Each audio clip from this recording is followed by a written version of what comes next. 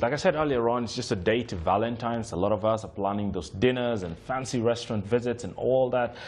What will be constant, though, is the wine and perhaps the cheese. Well, legendary Charles Back, who's the owner of Fairview Wine and Cheese, joins us right now to take a look at his illustrious journey in this space and why this commodity is of particular importance right now. Charles, good morning. Welcome to the show today. Obviously, Valentine is a big day for you today. What are you looking for?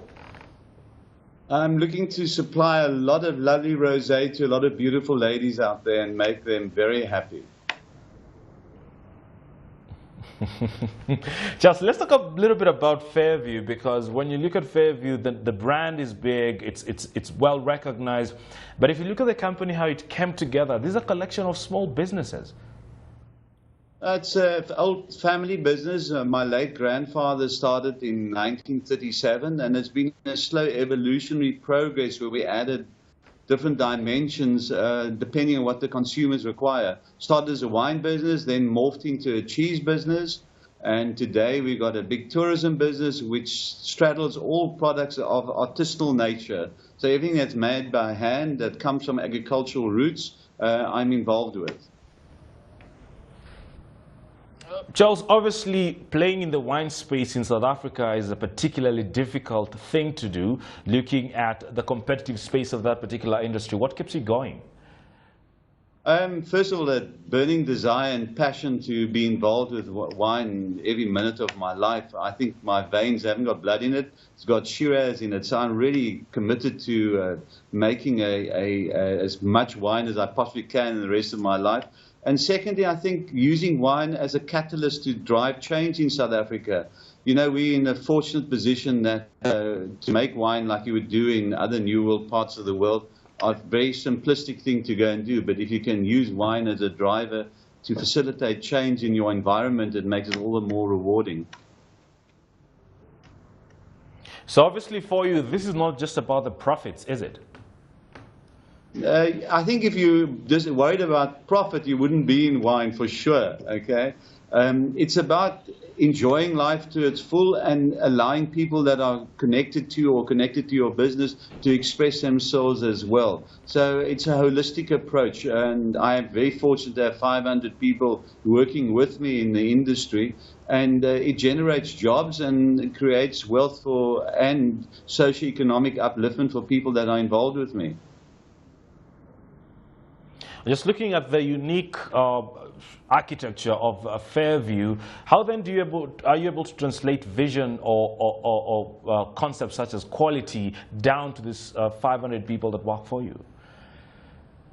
I think the whole thing is for me, marketing has got two very important aspects to it. There's external marketing, which we're doing at the moment, but more important is the internal marketing. You must make sure that every member of your team knows exactly what the objectives of the company are and the vision that we have. And underpinning all that must be integrity, and I think that's the way I like to run the business.